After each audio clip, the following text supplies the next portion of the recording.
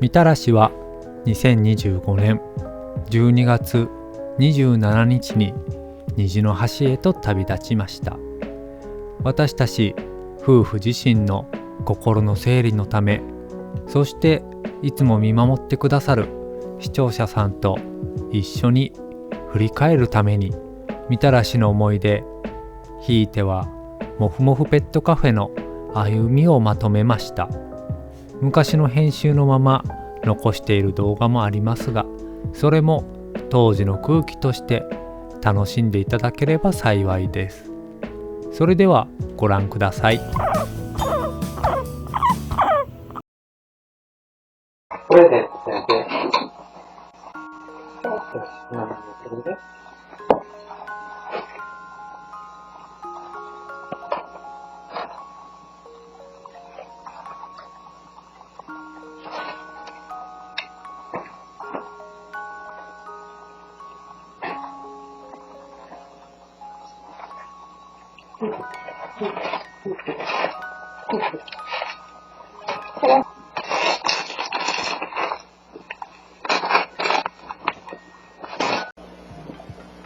みたらしはくるみが寂しくならないようにとお迎えした子でした。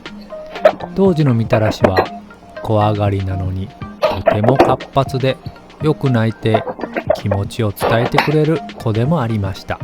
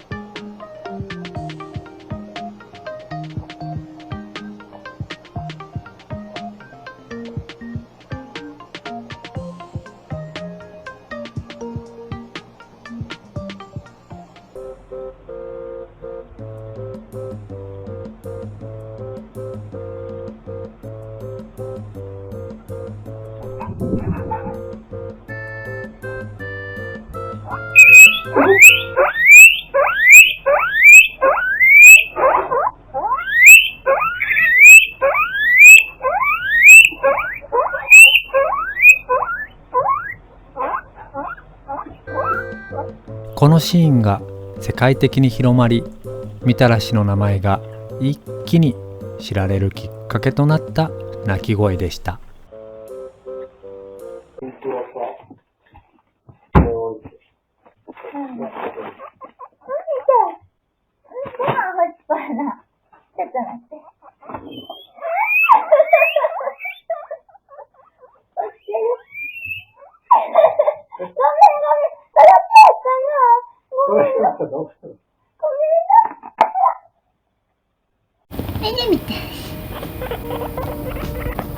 鳴き声もとても魅力的でしたが、それ以上に人懐っこく、名前を呼ぶとすぐに駆け寄ってきてくれました。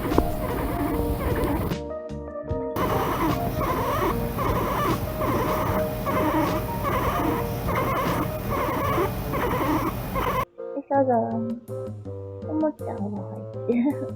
一人声でした。さっき入ってへんかったのに。あれ？さっき入ってへんかったのに。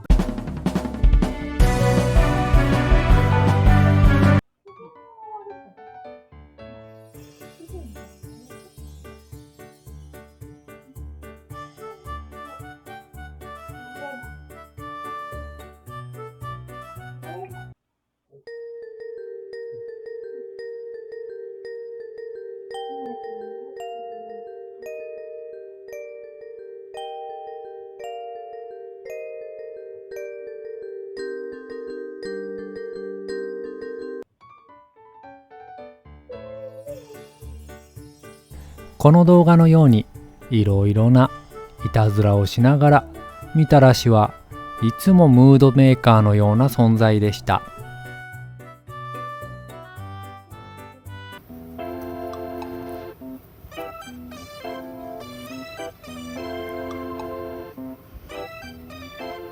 もふもふペットカフェが始まった当初はハムスターの琥珀ちゃんも仲間にいました。みたらしはそんな琥珀ちゃんともよく食べ物の取り合いをしていました。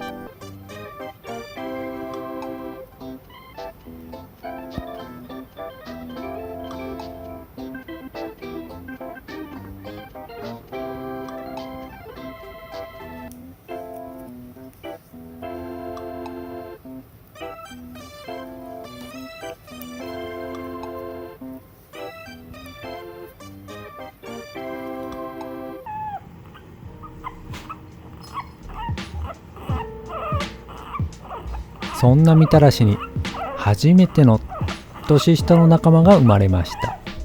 そう、もみじです。この日からみたらしはお姉ちゃんとしての生活を歩み始めました。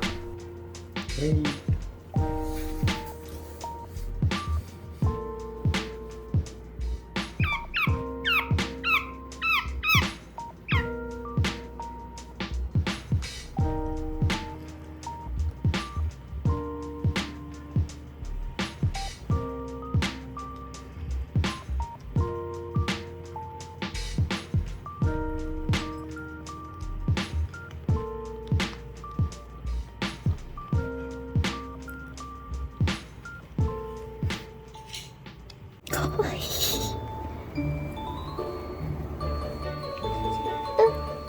そんなある日のことです。ついにモルモットの妹シロップが仲間入りしました。みたらしはどんな風に挨拶をするのでしょうか。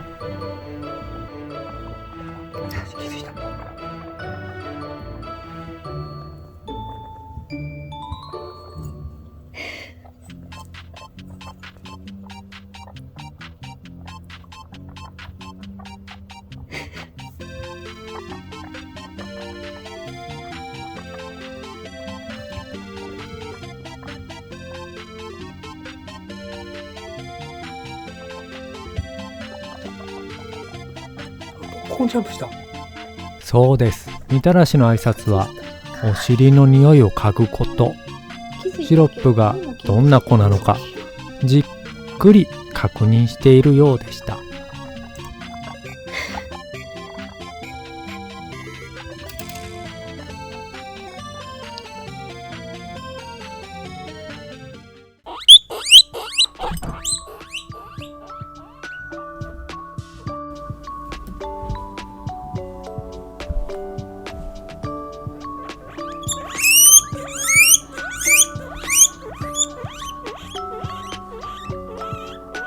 みたらしはお姉ちゃんとして泣き方を教えたり、時にはちょっと変わったことまでシロップに伝えていきました。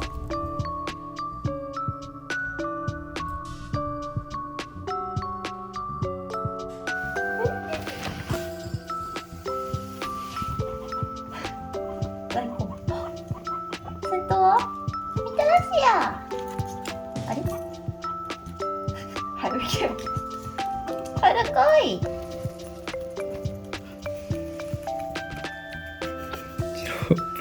外全然警戒せずに出てくるようになったな。あ、みたらしも来てる。あ、かわいい。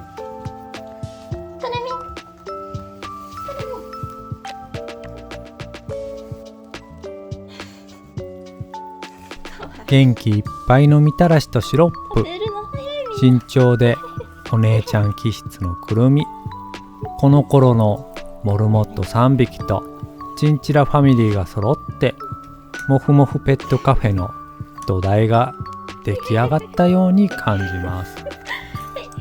グイグイ前来るな。めっちゃだね。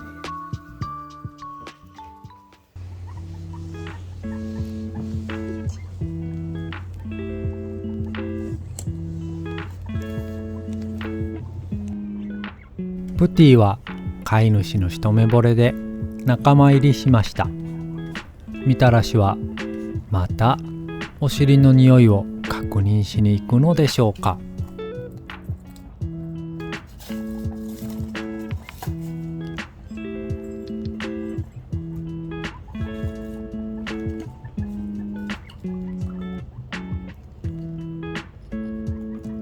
やはりプティもお尻チェックを受けることになりましたね。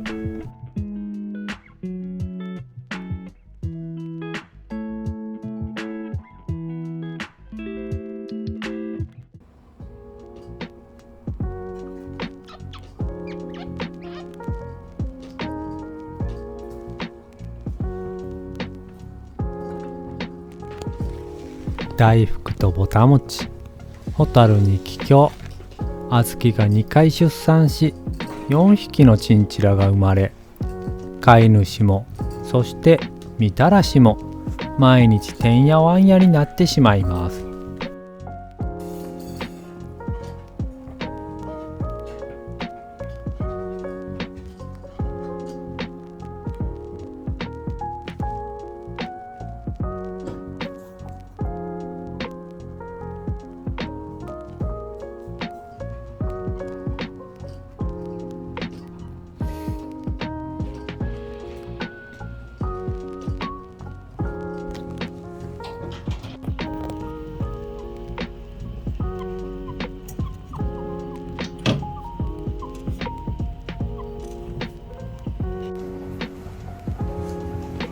プティもあっという間にみたらしより大きくなり、この4匹こそがモフカフェ1期生というイメージもすっかり定着しました。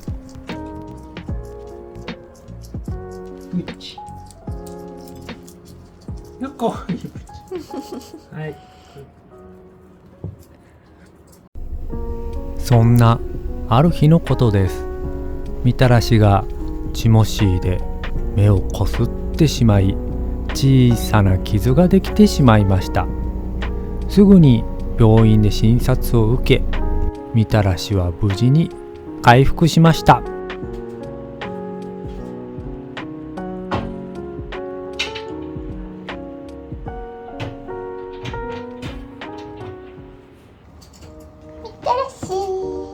こっちだよ。はい、4歳の誕生。おめでとう、みたらし。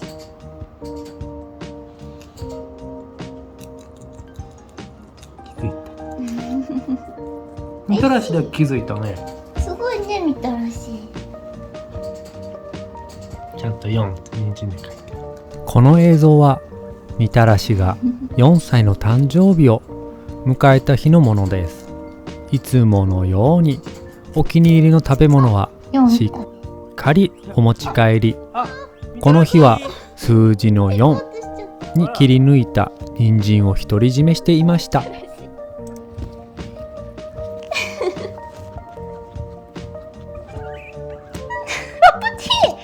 ィが取っちゃった。くるくるくるくるくる。みのいで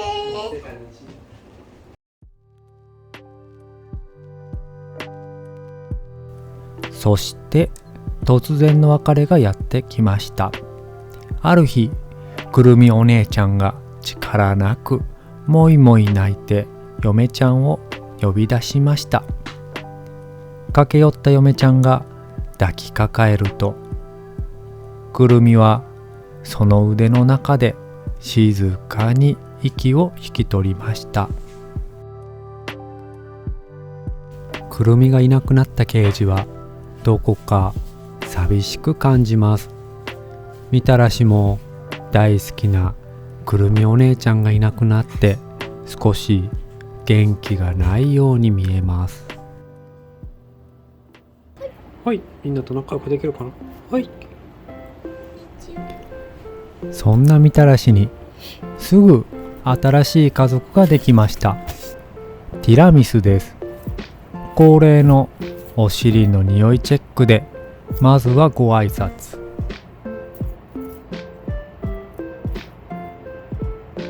みたらしが確認して挨拶して。すぐ気づくらしい。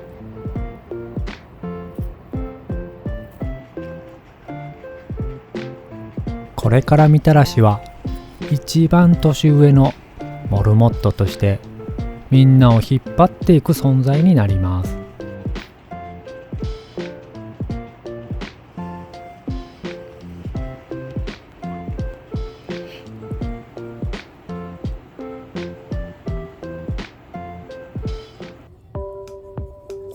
春にはみたらしたちとお花見もしました。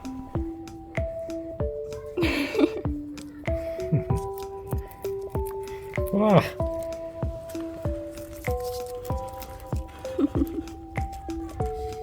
ほい。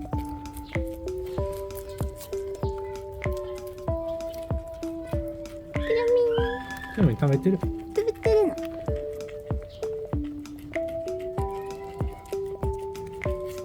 うちの顔映してる。うちに食べてる。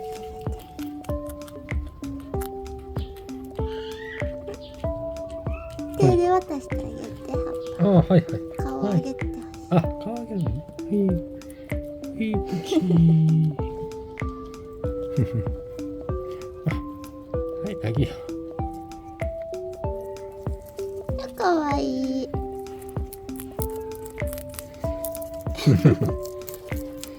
美味しいやな。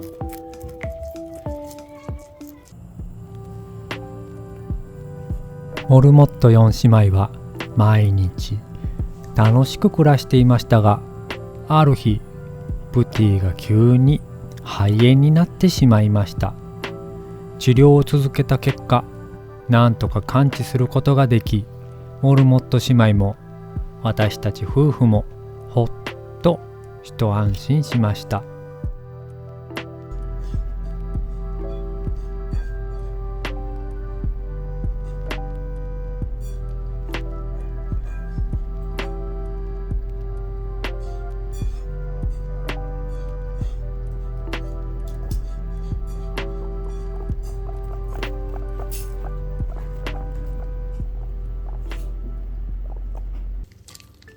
そしてわんぱくプティは4姉妹と視聴者さん、そして私たち飼い主とみんなに心配されながらも少しずつ日常へ戻っていきました。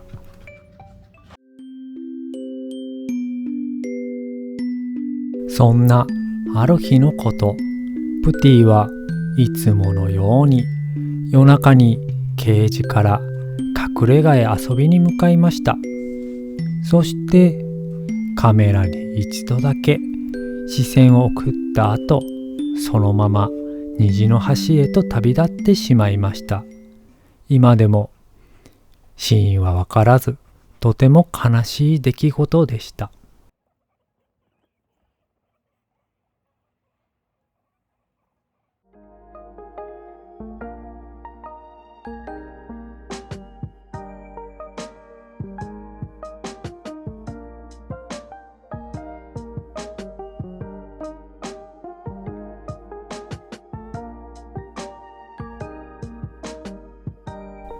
プティが虹の端へと渡り、一番の仲良しだったティラミスはぬいぐるみがいないと寝れなくなってしまいました。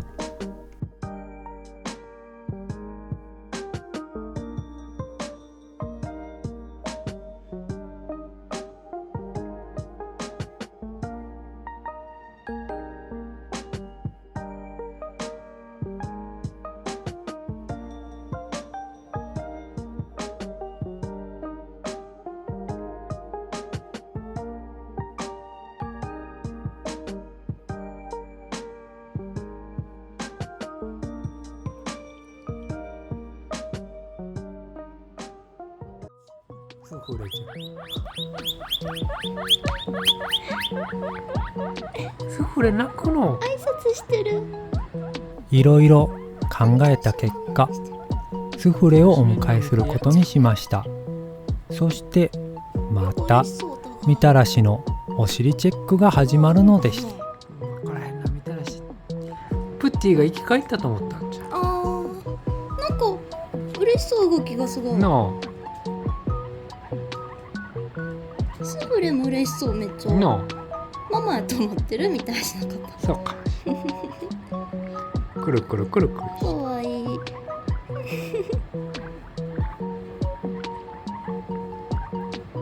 スフレ泣くね。泣くな。泣く子や。かわいい。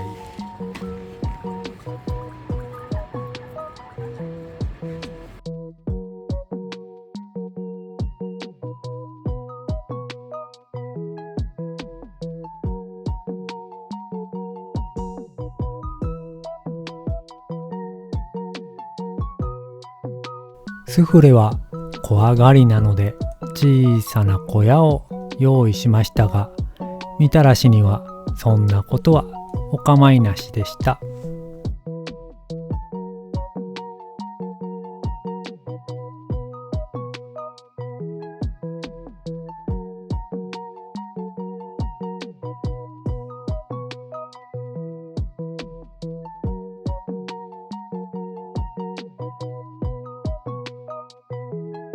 みたらしとスフレはまるで親子のように仲良くなっていきました。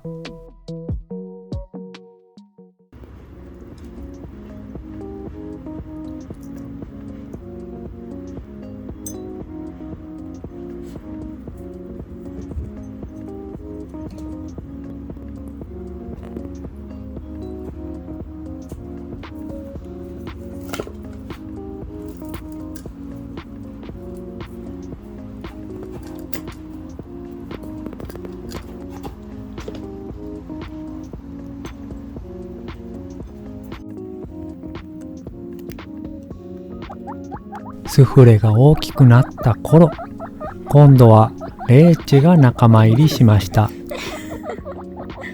どういう状況？私入念なチェックしてるの。かわいい。よし。妹できたね。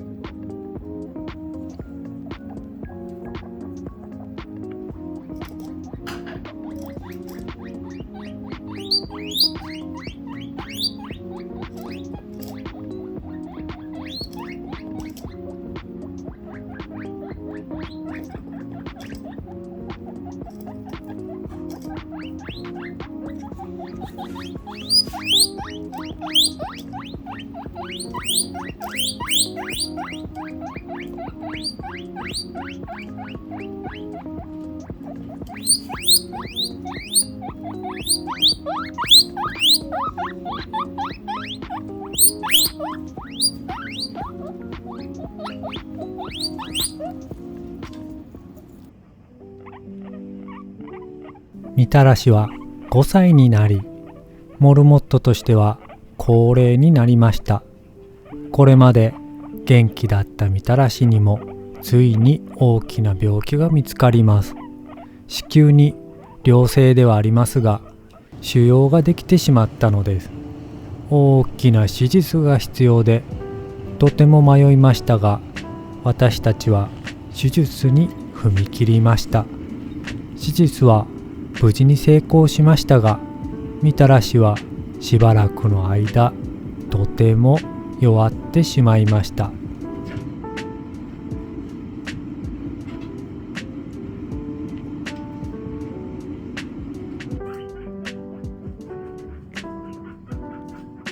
治療のおかげもあって、みたらしは少しずつ普段の生活に戻っていきました。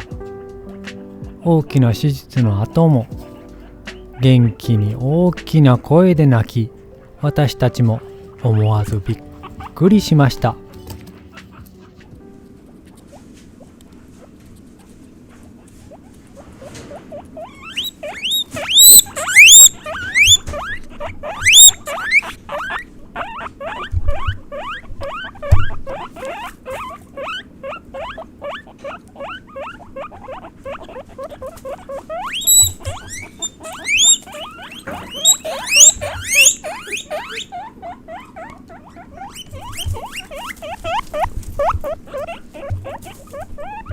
虫畑来たね。来たね。じゃあちょっと置いてみようかな。どうしよう。もちもちゾーンって置く。みたらしは手術で減った。体重もほぼ戻り、毛を剃った部分の毛もきれいに生え揃ってきました。みんなで庭の生ちもしを食べるなど、穏やかな日々が少しずつ戻ってきました。これ、あ、レッチの。レッチ出る？出る？いきますか？レッチと、ドン。食べてる、かわいい。これドン。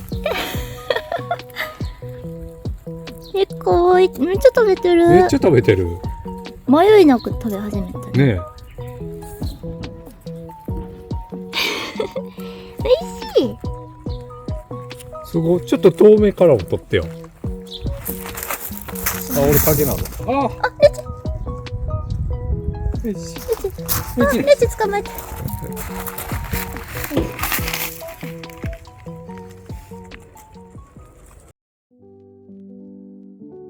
5匹の穏やかな生活が戻ってきたと思った矢先、今度はシロップが突然息を引き取ってしまいました。その時は嫁ちゃんがすぐに気づいて対応してくれましたが、あまりにも急な出来事で私たちは言葉を失いました。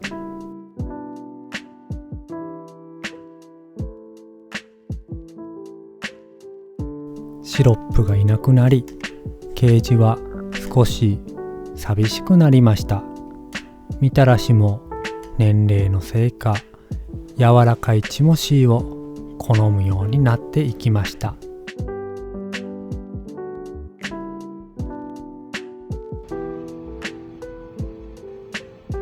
みたらしは大きな手術を乗り越え、生命力のあふれるモルモットでした。